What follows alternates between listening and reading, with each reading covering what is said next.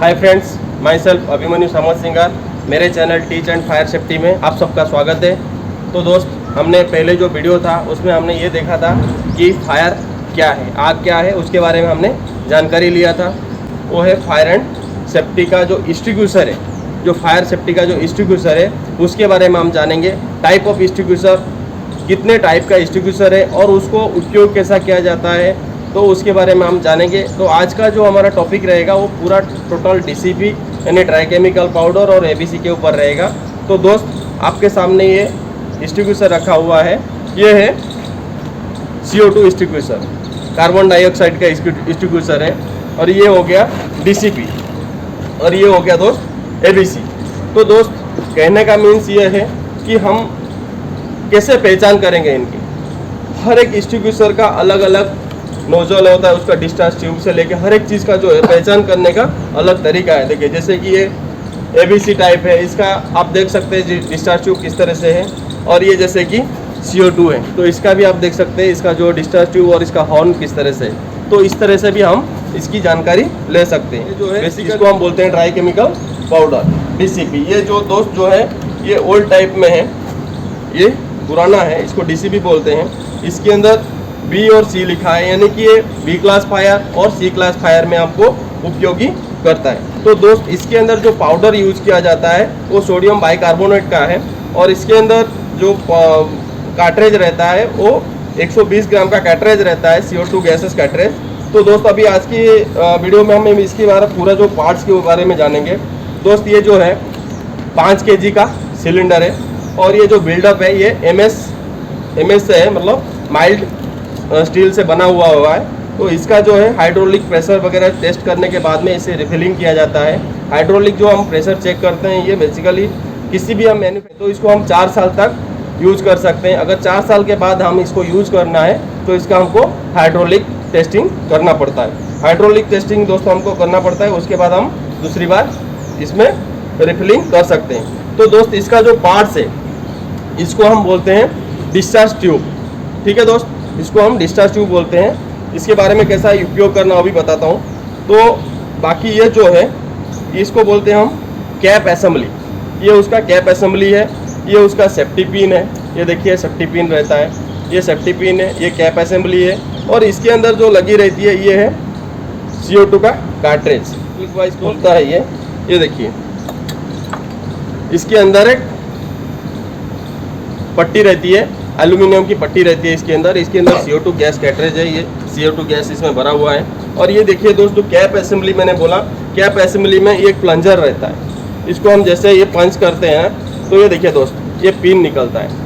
तो ये पिन क्या होता है, वो जो एल्यूमिनियम की पट्टी को ये यहाँ से पंच करता है। पंच करने से क्या होता है ना, इसके अंदर से जो गैसेस है वो इस होल के अंदर से निकलता है। देखिए दोस्त, यहाँ पे 3 होल है, 1, 2 और 3 जो है, ये होल को हम बेंट होल बोलते हैं। इस बेंट होल के अंदर से माध्यम से क्या होता है, जैसे ये पंच होता है तो ये बेंट होल के माध्यम से इसका जो गैसेस है वो सारा निकलता है। तो ये जो निकलता है दोस्त, ये कहाँ निकलता है, ये जो DCP है इसके अंदर एक इनर कंटेनर लगी रहती है। ये इनर कंटेनर के अंदर, ये इनर कंटेनर के अंदर जो प्रेशर है उसका जो गैस है वो जाता है। और देखिए दोस्त, यहाँ पे जो है इसका होल है, इस होल से एक छोटी सी वाशर लगी रहती है। ये होल से क्या होता है, वाशर फाड़ देता है। फाड़ने के बाद में इसके अंदर जो हमारा पाउडर है इसके अंदर हमारा जो पाउडर है वो सोडियम बाइकार्बोनेट का रहता है। ये पाउडर जो है, यहाँ पे एक देखिए दोस्त साइपन ट्यूब है, इसको हम साइपन ट्यूब बोलते हैं। तो जैसे ये एकदम ये सिलेंडर का बेस तक आप देख सकते हैं, बेस तक रहता है। तो इससे क्या होता है, जैसे ही यहाँ से गैस निकलता है तो अंदर जो पाउडर रहता है उसको प्रेशराइज करके साइपन ट्यूब के थ्रू यहाँ से बाहर निकलता है। बाहर निकालने के बाद में यहाँ पे डिस्चार्ज होता है। तो दोस्त, इसको हम यूज़ करने के लिए बड़ी सावधानी से इसका यूज़ करते हैं, क्योंकि ये जो है कभी कभी क्या होता है,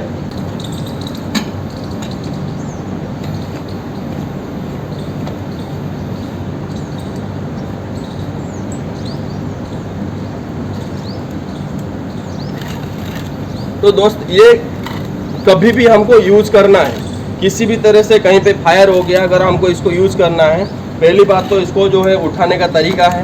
कहीं पे अगर ये हैंगिंग है, कहीं पे जैसे कि मान के चलिए कि यहाँ पे हैंगिंग है, ठीक है, यहाँ पे हैंगिंग है, तो इसको हम उठा के सीधा इस तरह से लेके जो जिस पॉइंट पे फायर लगा हुआ है उस पॉइंट पे जाना है।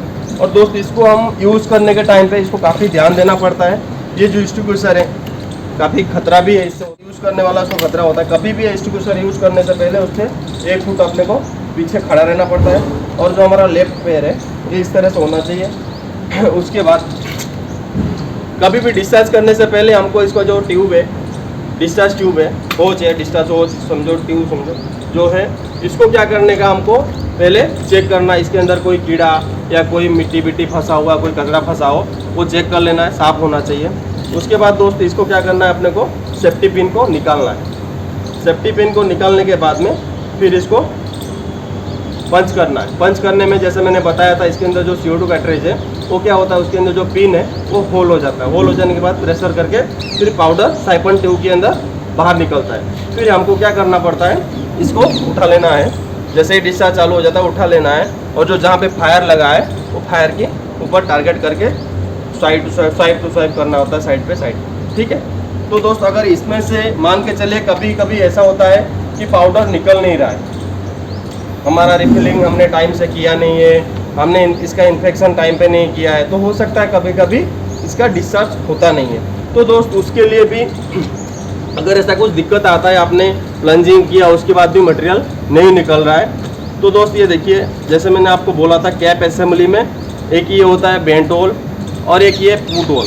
इसमें पुट होल है, देखिए पुट होल 1 2 3 है, 3 पुट होल भी रहता है। तो दोस्त उसमें क्या होता है ना, अगर मान के चलिए नहीं निकल रहा है तो हमको ये एक्सटिंग्विशर को आराम से सुला देना है, ताकि जो उसका गैस है, जो प्रेशर है वो धीरे से इसमें निकल जाएगा। नहीं तो क्या होता है ना, अगर हम इसको खुला छोड़ देते हैं इस तरह से, तो ये क्या होता है, कैप असेंबली सीधा ऊपर आ जाता है। इसीलिए मैंने आपको बोला था कभी भी इसको पंच करने के टाइम पे हमारा जो फेस है इससे डिस्टेंस रहना चाहिए 1 फीट का, तभी पंच करना। अदरवाइज अगर कुछ भी प्रेशर नहीं निकल रहा है, कुछ भी प्रॉब्लम हुआ है, सीधा कैप आके अपने को नुकसान पहुंचा सकता है। तो दोस्त अब ये हो गया हमारा DCP यानी ड्राई केमिकल पाउडर। तो इसके बारे में मैंने बताया आपको, इसमें पार्ट्स कौन कौन से यूज होते हैं, क्या होते हैं। आशा करता हूँ आप लोगों को समझ में आ गया होगा। हमारे नए वीडियो देखने के लिए अभी सब्सक्राइब करें और बेल आइकन को भी प्रेस कर दें।